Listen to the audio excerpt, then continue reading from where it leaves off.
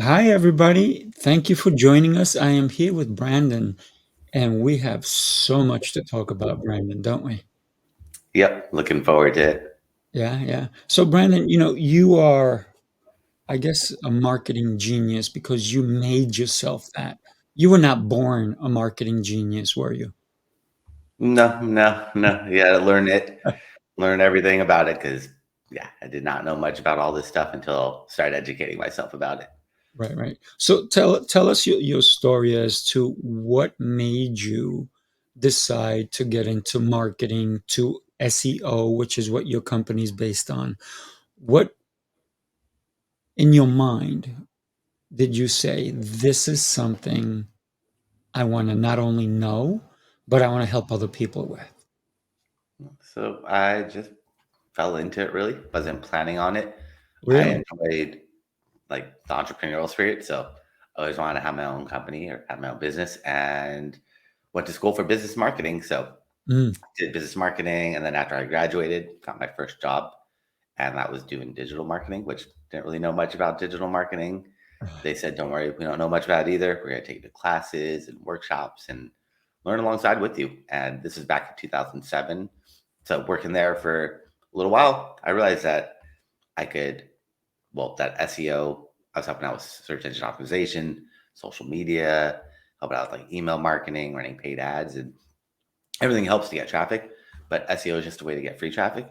And doing SEO is a way to also get freelance clients where I could pick up clients here and there while I'm working full time and there's no conflict of interest. So while I was working full time at different companies, advertising agencies, I would be building up my business, working on the side Wow. after work, before work, during lunch, on weekends, and built it up to where I was able to quit my job and just focus on this solely. Oh, that's so cool. You know, a lot of people talk about a side hustle, right? And sometimes a side hustle is so different from your actual current job, but your side hustle was exactly what you were doing in your regular job. So you were just building to create your own company, right?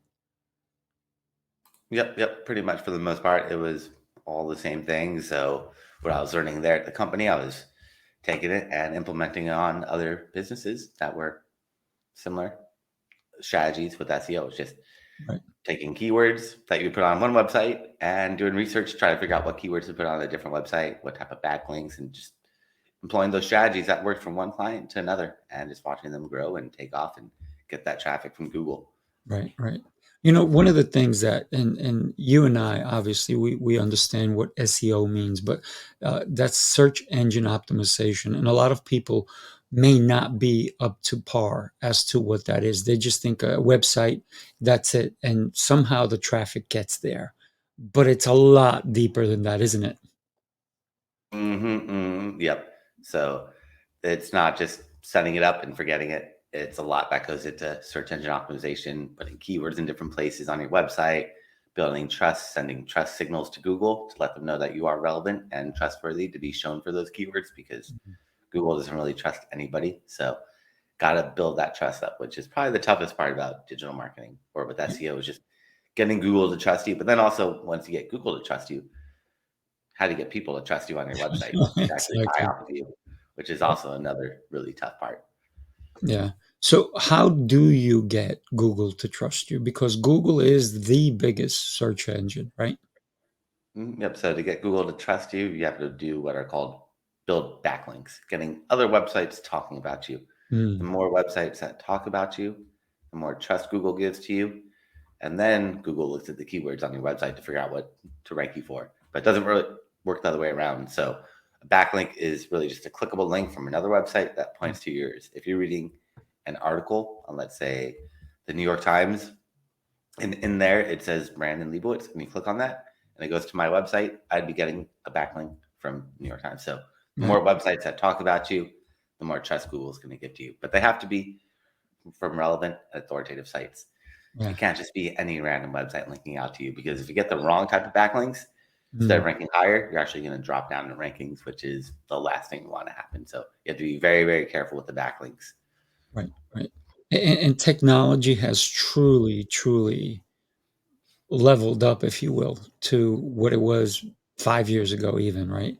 So the things that we need to do even now, right? That's why an expert like yourself would be the right person to have someone help, to get more reviews, to get more looks at, if you will, right? Because when somebody goes to look for you and they type up your name and you don't come up, wow, Yeah, we have a problem, don't we? not a good thing. Not a good sign, Right, especially if they're searching your name because those are branded searches. right, So you need to be showing up anytime someone searches your name, your company name. If not, that's a really bad sign because those are the easiest keywords to rank for because there's no competition for that. You're your own competitor. right, Unless you have a really, really generic name like John Smith or something like that, then it right, might be a little tough. But other right, than that, you need to be ranking for your branded terms. The ones that are tough are the non-brand keywords, the ones that don't have your name in it. So if right, you're like a restaurant and your name is like Hoff's Hut Pizza, you should be ranking for Hoff's Hut Pizza all the time. But right. the word pizza near me is your main keyword because that's where you're going to get new people that haven't heard of you, haven't seen you before, and get those new eyeballs on you.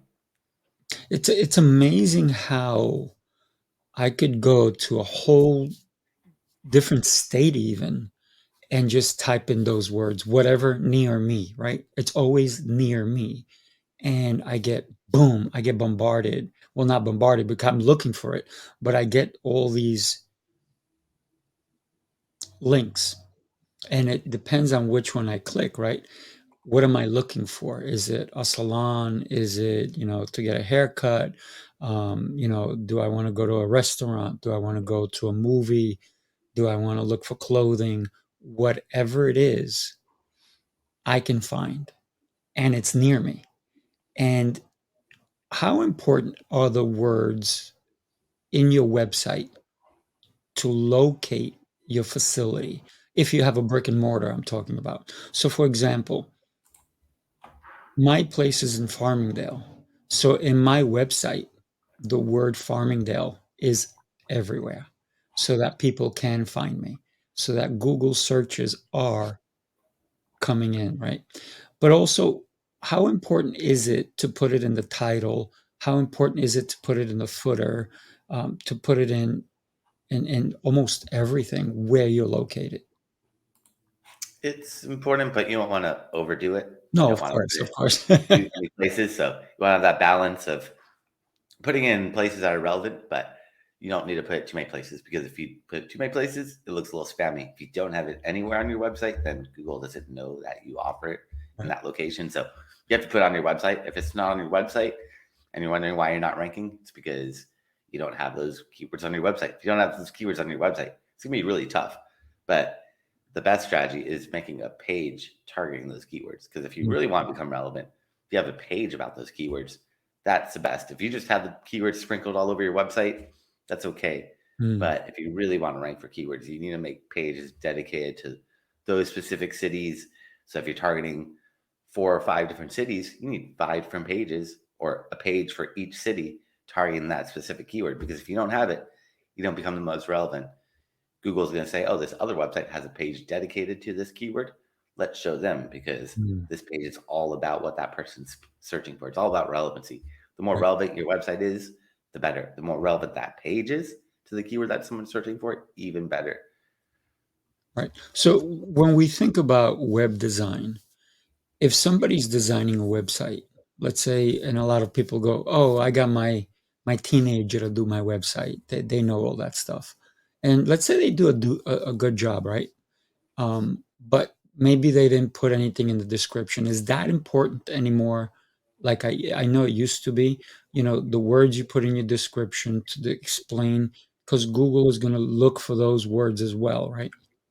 So there's a lot of different places you could put your keywords. I don't know how technical you want to get with it, but Right, right, if you go really, really technical with like the title tag is the most important place to put your keywords or right. the SEO page title. It's going to be called differently for every platform, but that's really where you want to put your keywords. It's about 60 characters. Mm, After that, it gets cut off from Google, gets a little right, dot, dot, dot, gets cut off. So Google really looks at the title or SEO page title tag for you to put your keywords and put as many keywords in there as possible without repeating yourself. Right. And this is really where you want to do keyword research to figure out what keywords do you want to put in here. If you can't Mm. fit the keywords in there, you need to create a new page because you can only Yes. target, yeah, because you can only target about 3 to 5 words in that SEO title tag. After that, it gets cut off from Google. And the SEO title tag is when you're searching in Google, the blue clickable link that you see is called the SEO title tag. Mm. Black text underneath it is called the meta description, which is usually about 160 characters. Right. And that's usually 2, 3 sentences, maybe, that describes what that page is about. I want to really focus on putting the keywords in there because when you write in the description, it should describe what that page is about. It should have the keywords. If it doesn't have it, then you should rewrite the description because the description needs to describe what that page is about. And if it's about that set of keywords, it should have them somewhere in that meta description. Right. Unfortunately, half the time you put a description in there, Google's going to pull their own meta description. But still, it's good to put your own in there because the 50% of the time that Google's not pulling it, they're going to show yours. Right. Right. But then there's a bunch of other places too to Right. put keywords. And So, so one of the things that I think that became extremely popular was with Amazon and reviews. So how important are reviews on a person's website?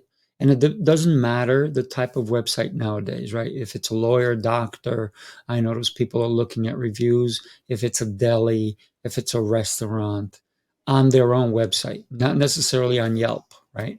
But on their own website. How important are those? for SEO and ranking on Google, reviews don't really matter that much. Really? But for Okay. people going to your website, it definitely Right, helps out. right, right. But in terms of ranking higher in the search engine, reviews aren't the number one thing, especially like on Google Maps and Yelp and things like that, or even Amazon.com. Like reviews are important, but they're not what ranks a website. You could see someone might be, if you search on Google, like restaurant near me, the first listing might have 5 reviews, the second one could have 500 reviews, third Right. one could have 5,000 reviews. Mm, So reviews are important for people because if we see right. 500 versus 5, looks a lot better to us. But in terms of ranking, that's not the biggest factor. There's a lot of other variables that go into it. Mhm. And so that's where we talk about like the web crawlers, if you will, right? The spiders that come out and take a look at your site. So if somebody creates a site, right, they also have to submit to Google, right, in order to get ranked, or does Google just come out of nowhere and find you? Both. Google has what are called spiders that go around crawling the internet, Right. looking for all the different pages on the internet. So sometimes they'll find you, sometimes they don't find you because there's a lot of pages on the internet for them to go through and crawl, Right. and they only have so much time and so much space. And the way to hopefully get them to find you is just build a good website, write good content, and once people build backlinks to you, Google will find you. But sometimes you have to give them that little nudge, and Mm, you can create what is called a sitemap, right. and then you create the sitemap and you submit it to Google. You can submit it to Bing through Google Search Console. It's a free tool from Google, Right. or Bing Webmaster Tools. You submit that search and sitemap there, and that kind of gives them like a little roadmap showing all the different pages on your website and helps them to crawl your website and find all the pages. It doesn't guarantee they're going to find all the pages, but it's kind of like a roadmap. So a sitemap, if everyone wants to check to see if they have one, all Hmm. they have to do is really go to their website, whatever it is, www.yourwebsite.com/sitemap, just one word, sitemap.xml. And if a sitemap appears there, they have one. If not, it might be a different URL, but 90% of the time, if they go to mywebsite.com/sitemap, they could sitemap.xml, they could find their sitemap, see if it's there. And then if it is there, go to Google Search Console, submit it there, and Hmm. let Google find all those pages. But if you don't find one, then you might have to build a sitemap. There's a lot of free tools out there. You just search on Google how to build a sitemap or a free sitemap generator, and there's tools that will build sitemaps for you for free. And then you add that sitemap to your website and submit it to Google. Mm. That's a great advice for anybody who's not there and they're saying, "What? What's he talking about? How do I do that?" Well, this is why you're gonna contact Brandon. He's gonna help you with that, right? So, Yeah. one of the things that we're talking about is websites, and now That could be either a company website or a personal website, right? So now let's get into what branding is all about, because you can have two kinds of branding, right? You can have a business brand or a personal brand. And I notice a lot of people nowadays are going for the personal brand. Even though they have a website, even though they have a business, they're still trying to, and everyone is talking about how important your personal brand is to drive traffic to that website. So let's talk about personal branding. And a lot of personal branding comes through social media, right?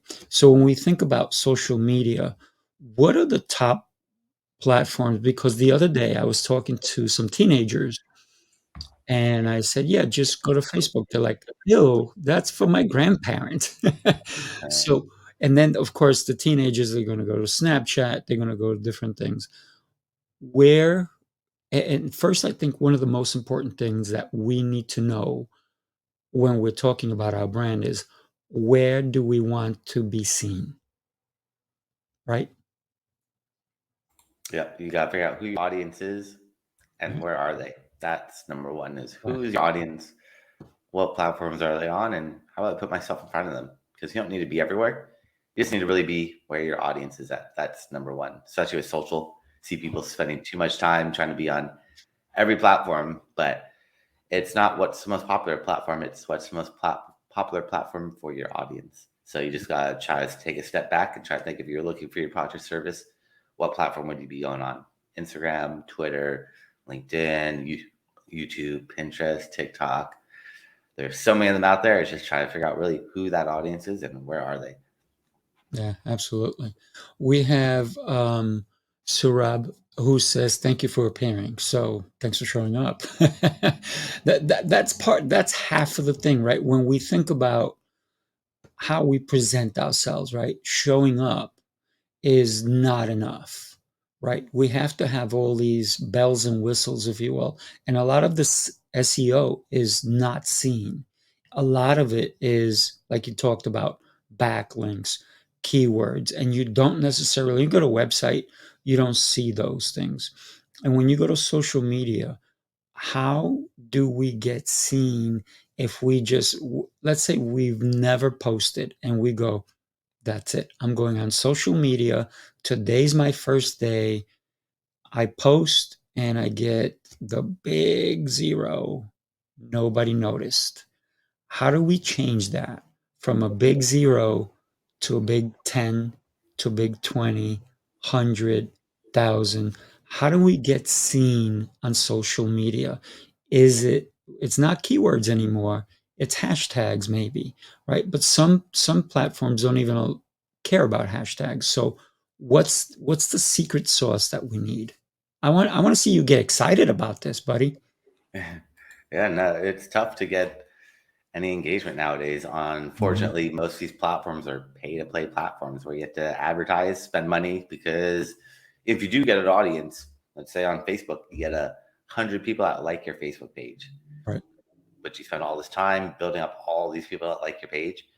You post on Facebook, only 5% of those people will ever see what you post without you having to advertise to show the rest of your audience that Mm. post. So essentially, they're really pay to play platforms. Like even Instagram has maybe 30% reach. Facebook owns Instagram, so they're dropping that reach. They all have algorithms, so it's not chronological anymore. When it was chronological, it was a lot more easy to get that Mm. visibility, get that engagement. But with these algorithms, it's a lot tougher. So there are little things you could do, like putting hashtags, which are essentially putting the pound sign in front of a word, and Right. that makes it a clickable link or a searchable way for people to find you.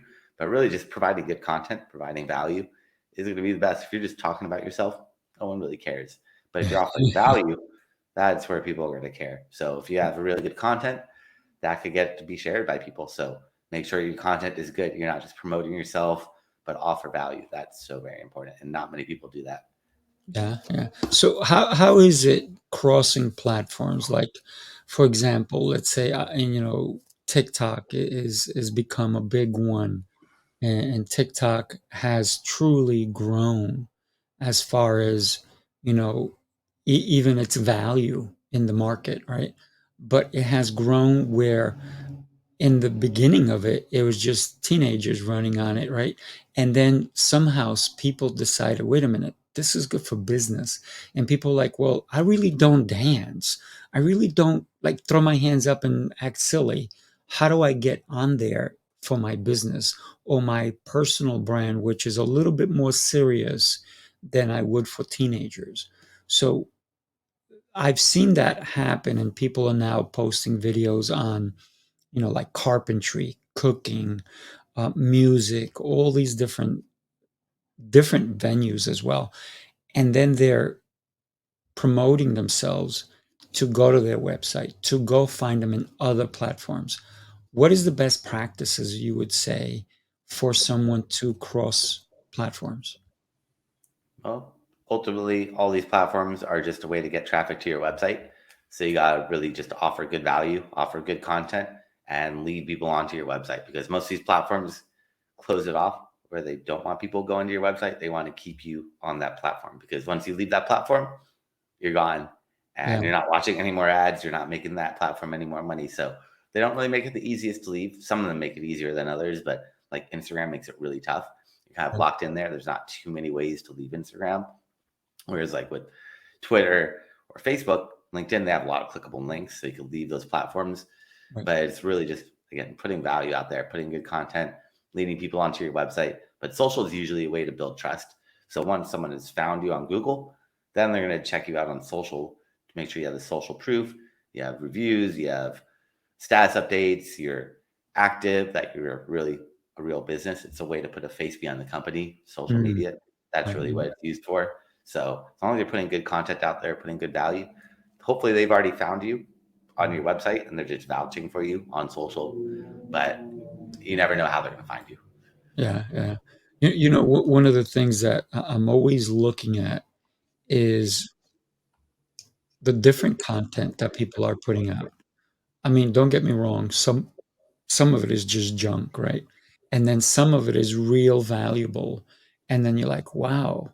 And then you have to understand that even on some of these platforms, when you follow someone, you start to follow them, and then either the content remains good, it was just that one content they did, and the rest is crap anyway.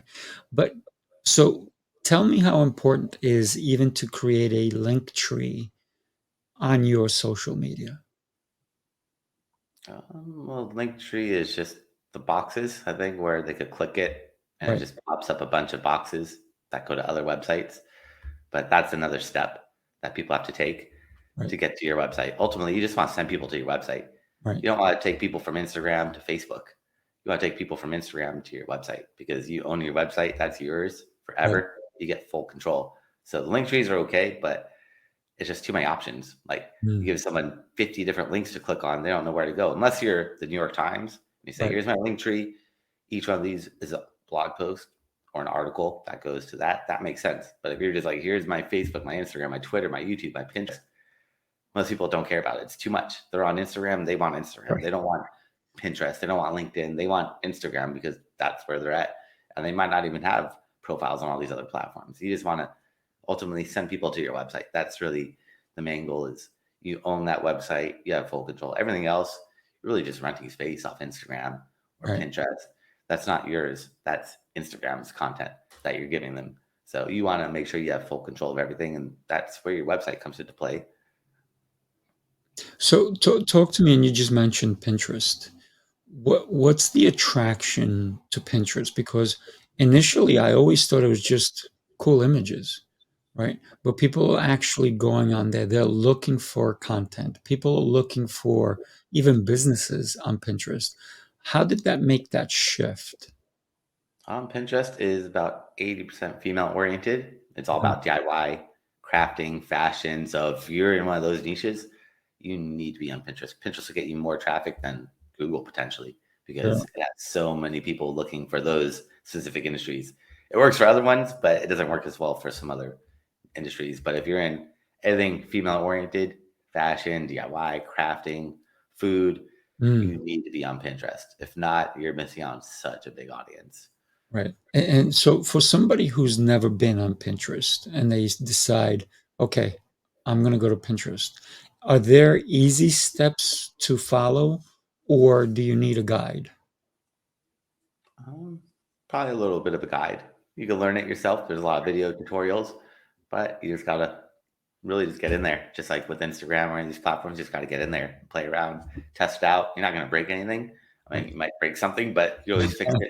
It's not the biggest deal, but you're not gonna break these websites. So go around, play with everything, click on all the buttons, see what they do, explore and learn. Because if not, you're not gonna be growing. Okay, so here I go. You ready? I've tried all this.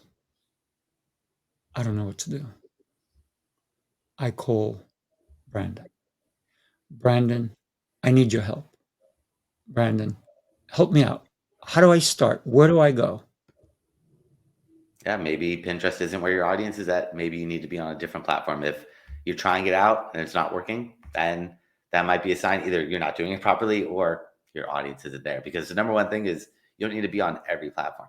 A lot of people try to be on everything, but if it's not working, it just might not be where your audience is at. But with Pinterest, it's all about just posting images and videos, pulling them from your website and just sharing them or repinning them and putting a good description and some good hashtags in there. And other than Mm, that, there's not much you really do with Pinterest. Once it's up there and it lives forever, which is pretty nice. It's not like you have to keep updating it because there's no dates when that content was updated. It's once it's up there, it becomes kind of evergreen content. As long as you have a good image, that's really the main thing. It has to be a good image. If you're not putting a good image up there with the right dimensions or a video up there with the right dimensions, it's not going to look good. It's not going to be enticing for people to click. But even then, it has to be where your audience is at. If your audience isn't on Pinterest, it's not going to work. mm, gotcha. So let me ask you, not only Pinterest, let's say I'm starting a new business, even a brick and mortar, right? And I don't have time to do all this stuff, to post every day, to, create a website, to do my search engine optimization. So do I call you or do I call a web developer? Who do I call? Do I call both of you? So I don't help with building websites. I help with Okay. the marketing, getting traffic. So if you don't have a website, you're probably going to need a web developer, programmer to build that website. But once you have a website, then we can help getting that traffic and making sure people find you. Because building a website, you can spend millions of dollars on it, but if you're not marketing it, no one's really going to find it. So got to have that balance of building a good website that's optimized to get conversions, but also making sure you market yourself to the right people. That way you do get those leads. Mm. Yeah, so that's the critical part, right? Marketing. So when let's say I hired you, right? And let's say I have a pizzeria, right? And I don't have time because I'm making pizzas. I don't have time, and I hired a guy, and he promised me the moon, and all I got was silence. Nobody comes to my website. I barely have a visitor. Maybe I get a visitor once a month. And I heard about you on this incredible Coach and Call podcast. And I said, you know what? I'm going to reach out to Brandon because not only do I know his website, which is right up on the screen, it's SEOoptimizers.com. And I reach out to you. I said, Brandon, I have my website. I need your help. I need help not just with search engine, but I need help with my social media. Are you able to do both for me with marketing?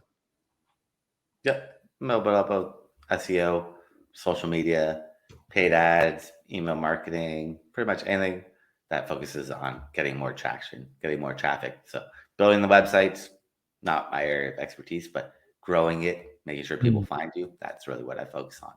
right, right. So when in the past I have a martial arts school, right? And I hired a guy and swore that he would get me as many leads as he got someone else. Guaranteed.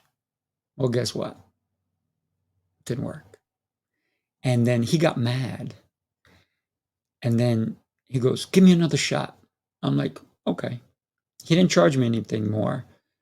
He goes, give me another shot. I said, okay, take another shot. Don't get me wrong. It cost me money because I had to advertise, right? I had to pay for the advertisements. Nothing. Still crickets. So I got rid of him. Now, what sets you apart from someone who only delivers crickets?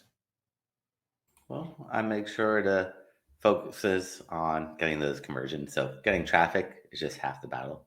That's Mm, what I realized over the years is doing SEO will get you traffic to your website, but what happens after that right. visitor gets to your website? Most of the time they're going to leave, unfortunately. So getting traffic is just half the battle. Once you get that traffic, to optimize that website for conversions to capture that traffic and actually convert them into leads, phone calls, sales, whatever that may be. But Mhm. that is the tough part. That is really the trickiest part is getting traffic is easy enough. It's how do you get that traffic to convert? That is really the tough part. And that takes a lot of time of testing, trying things out, seeing what's working, what's not working, and just constantly tweaking and testing strategies out. But it's not something like done and forget about it, right? It's a constant revision, right? Because I believe that the spiders do come back to your website. They don't just come back they don't come back once, right? And then just never come back and look at it again. Isn't it important to constantly update your website, to constantly change the content? And therefore, I'm wondering if a blog or a vlog is going to make a difference on your website. I know Google wants you to, Google's spiders, what's that called, the internet, they come to your website all the time because they're Mm, looking for new content, new pages, new keywords, changes, revisions, because a website's always being updated. If you're an e-commerce website, you're always having new products, taking products mm, away. So right, Google has to come to your website all the time to see what's still relevant, what's not relevant. And there's a lot of different ways to add new content to show Google that you're still relevant by updating your website, adding new pages, tweaking the copy on your pages, adding new blog posts, whatever it may be. But a blog is just another way to add more content to your website. Add new pages because the more pages you have, the more keywords you can target, the more mm. opportunities you have to rank for different variations of it. But it's all about just adding good quality content to your website. Nice, nice. So when we talk about adding more pages, for example, let's say, and I'm talking about like the pizzeria, right? Let's say I have my main page and then I have my menu, and then should I not just have those two pages, but maybe have like maybe um, meal of the week, right? Or pizza of the week, or we now offer delivery. So every so often that should change, like even this week's special, right? So that way it's changing and you're creating new content, right? Would you say that's relevant? So essentially, the pages need to be keywords that people would be searching for. So people would be searching for new deal of the day pizza. That'd be a keyword, but Right. I'm not too sure of how many people would actually be searching that. Maybe Whereas someone might pasta, search for right? yeah, so Lasagna, you know? yeah, so people might be searching for like pizza delivery. So if Right. you have a page about delivery, that would be good. If you have Mm, a pizza restaurant, someone's right. looking for a restaurant, then you have a page about dining in, that could be Right. good. Then you have a page about the different type, like if you have like gluten free or paleo or all these different ones that are out there, Right. Right. you put those in there if you want. But it's all about doing keyword research to figure out what people actually search for because you don't want to just create pages to create pages. You want to create pages that have search volume that people are going to be searching for you, and that makes sense. So maybe you look at your competitors, see what type of pages they've built out. That kind of gives you a strategy of what they're doing. Doesn't mean it's right, but it'll give you some ideas. Let me ask you, how important is it for us to have a person like yourself helping us out? Is it, I mean, I know we can all do it ourselves, right? But I think that by having an expert, it's just going to relieve us from that duty so we can take care of other things that are important for our businesses, right? So, for example, I got to make the sauce, right? I don't have time to go look for keywords and all these things. And then here's the other question is I asked how important it is to have someone like you on my team, right? But then what if I do have time? How do I find the relevant keywords? Is there a search that I should do? Is there a Google tool? What do I do? And I know I got to hire you. I got you. Yeah, no, there's a lot of different ways to do that keyword research. It's just depends on your strategy, but one I like to do is just search on Google for your keywords. See who's on that first page of Google, not the ads, but right below the ads. So skip over the ads, but when you search on Google, you'll see that blue clickable link, which is that SEO title tag that we talked about earlier. Mhm. That's where everyone's putting their keywords. So if you really want to quickly spy your competition, search in Google, see who's on that first page of Google, and look at those blue clickable links. Look for patterns, look for words that you might not have thought of, and make a list of all these words. And then you could throw them into a different tool called the Google Keyword Planner, which is a free tool. That'll show Mhm. you how many people actually search for that keyword every single month, because you don't want to just guess or copy what your competition is doing, because sometimes it's right, but sometimes the keywords that they're putting in there might be outdated. There's old, there's new variations or Mm. slang terms that might be out there that might be a little bit more relevant. But definitely look at the competition, spy on them, because they're on that first page of Google. They're definitely doing something right. So you could quickly see those keywords without looking at the coding or anything else. They're just right there for you. Right, right. Easy for anybody to find, right?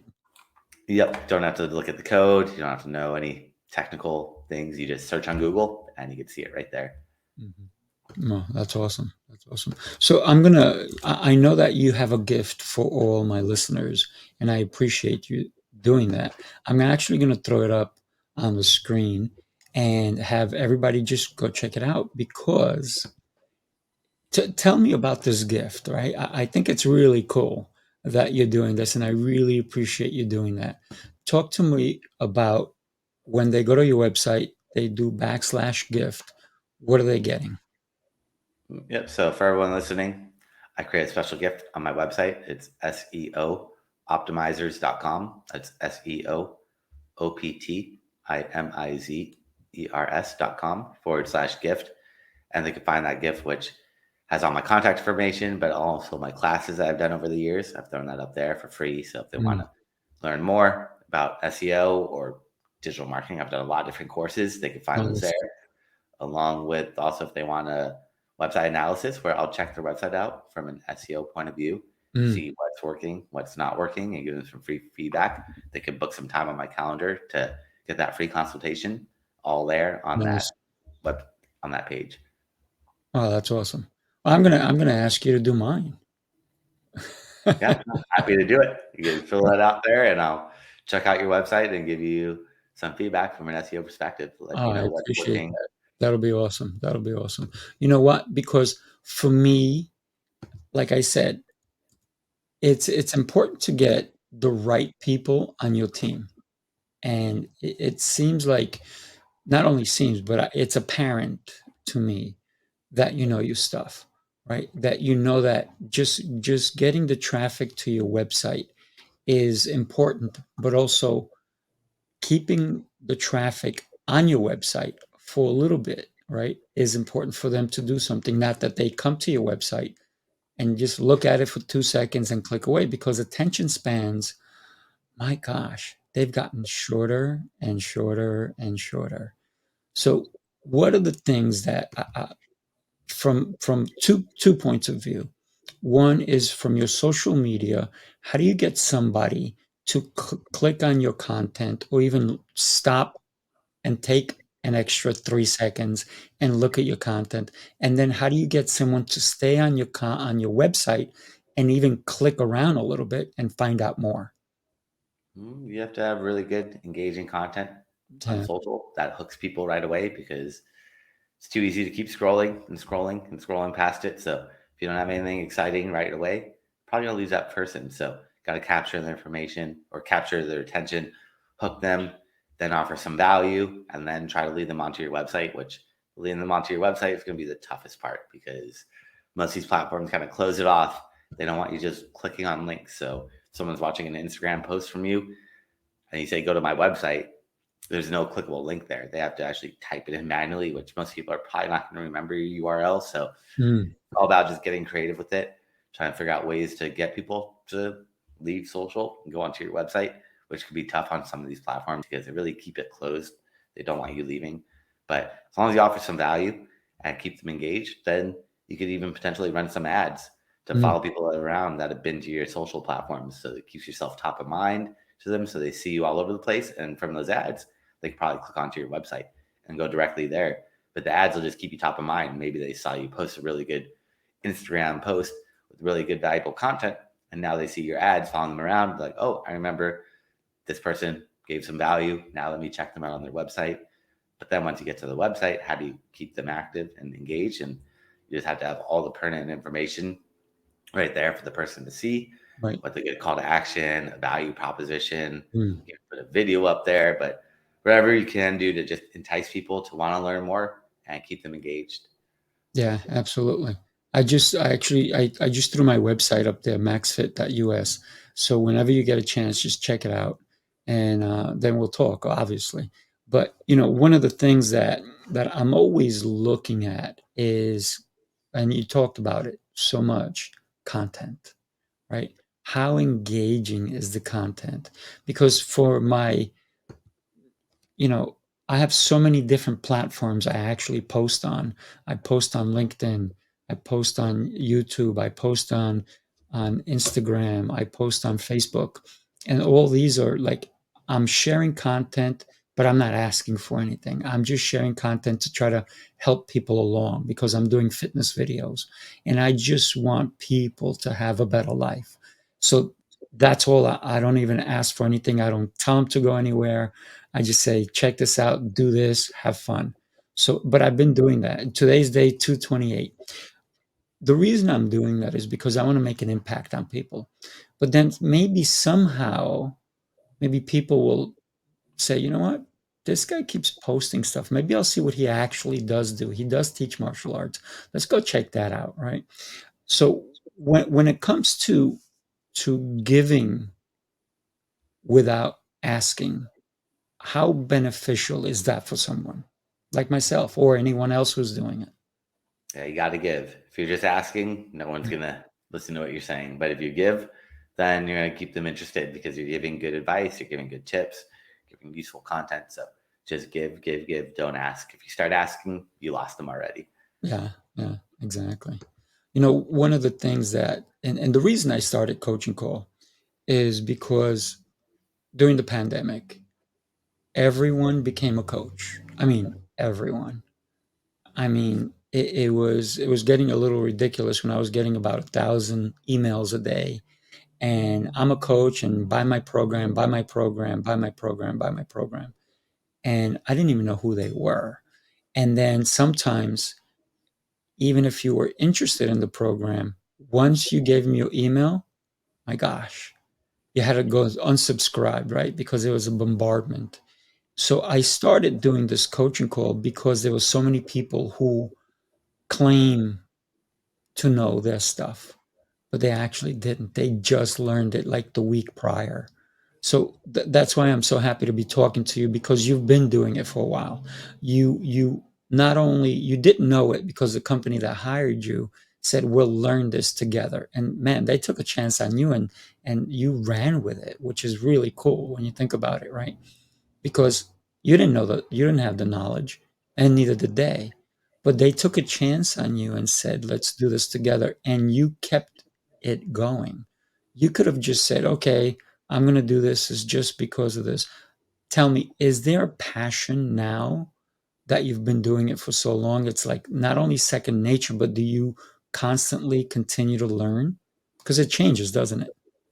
Yeah, Google changes every single day. So it's constantly changing and just trying to stay up to date with it. It keeps it interesting because if it's just the same thing over and over again, Right. probably get a little boring. So Google is making it interesting by changing their algorithm pretty much all the time. They never keep it the same. So you're in school every day almost. For the most part, or not too much, but every once in a while, the big updates, Right. those are the ones where you really have to look at what's going on. But they are making little tweaks all the time. So you have to Mm, constantly just see, did anything happen? Did I shoot up in rankings? Did my rankings stabilize? Do they fluctuate? Do they bounce around? What's going on? But you never know what's going to happen until you just keep keep up to date with it. Keep reading, learning as much as you can. Digital marketing, it constantly is changing. yeah. So let me ask you, Brandon, how do you know, and you keep talking about your ranking, how do you know where you rank with Google? Is there a tool? Is there a way? Do you go to, I know you have Google Analytics and so forth, but do they rank your website in comparison to other similar websites? Or is it the business, the type of business you have? How do they rank?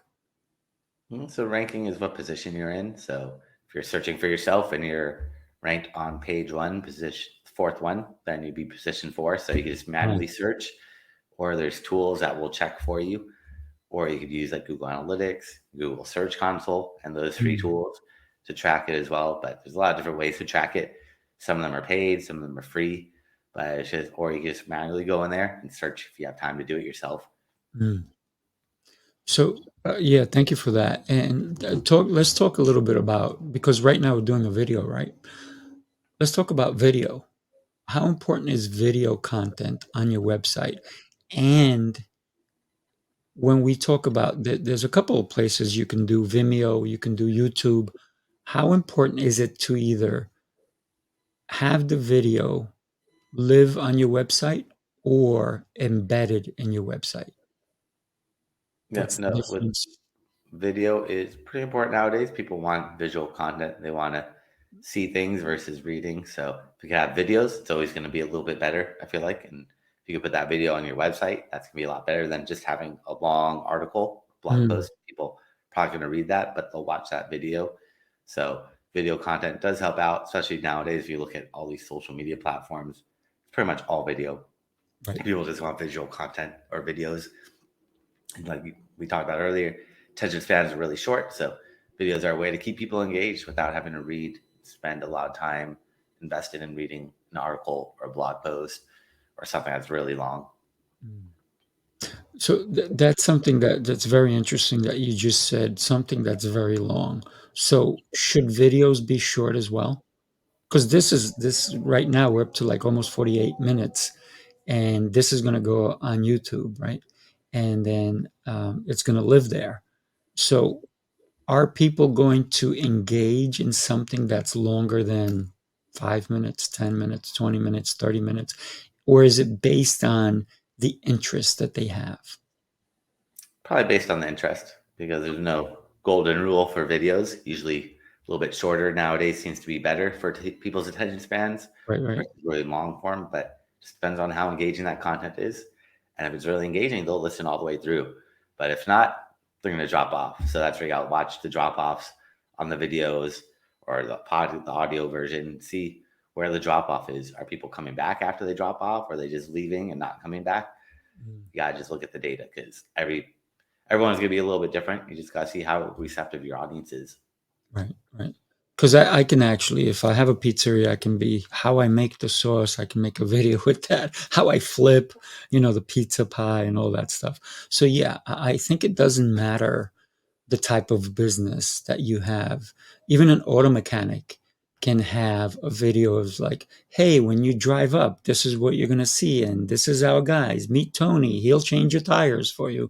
So that kind of content will probably attract someone more because they're putting a face to the business, right? Yep, it helps a little bit more putting yourself out there. I think people see who you are, Mm, who who's behind the business. It's not just a company, but we're actually people here to help you out. So putting a right. face behind it with social, video, all that helps out. But if you're just filming a video without yourself in it, it doesn't really help out. So you got to film yourself. Yeah, yeah. So it's that personal brand even in the business, right? I mean, if you think about it, right? Yep. The Yep. It's big putting a face behind brands, the company and you are that face behind the company. So putting your face out there and letting people know that you are not just a website, but you're actually people, humans that are here to help out. right? But let's think about two brands, right? Apple, iPhones, and Hershey's Kisses. We knew Steve Jobs was behind Apple. Who is behind Hershey's Kisses? We don't know, but they're both popular. So I guess it's the way that the message is brought forth, right? Because I mean, Steve, besides being brilliant, He definitely changed the way technology is viewed today. Yep, he had a big impact on it, but Huge. it just depends if you want to put yourself out there or you want to just be anonymous. I mean, back when Hershey's Kisses was around, they probably didn't have social media to put the face behind the company, so they had But to they're build. still around. But maybe like 100 years ago when they were first out, versus Apple's been around a little bit newer, so they're able to Right. get people to kind of get the people talking about it. Word of mouth spreads a lot easier versus 100, 200 years ago. Right. It's probably tough to spread the word about who Mr. Hershey was or whoever that person is that created this candies. But nowadays, I feel like personal is a little bit better, but it just depends on what you're putting out there. Yeah. Sometimes you want to stay anonymous and not put yourself out there. Yeah. No, listen, wow. You've given us so much to think about. And listen, everybody, I'm going to have Brandon look at my website. If you have a website, have him look at yours too. So, once again, here is he's giving you a gift. You can take a look at it and then reach out to him. If it means that you're going to increase your traffic, even by 10%, it's worth doing. What are your thoughts on that, Brandon? No, I would recommend checking it out, and I could give you some feedback and let you know what's working, what's not working from an SEO perspective, and help you try to get more visibility, more exposure, more sales and leads that come into your website. Awesome. Awesome. Man, you are exceptional. Thank you, my friend. I really, really appreciate you. Any last words for anybody? And that just keep working at it. Don't get discouraged if you don't see that traction right away. Just keep pushing at it, and you'll see that growth coming up. Perfect. All right, everybody. Thank you. And everybody, have your best day ever. Brandon, enjoy, my friend. Thanks for having me on. All right.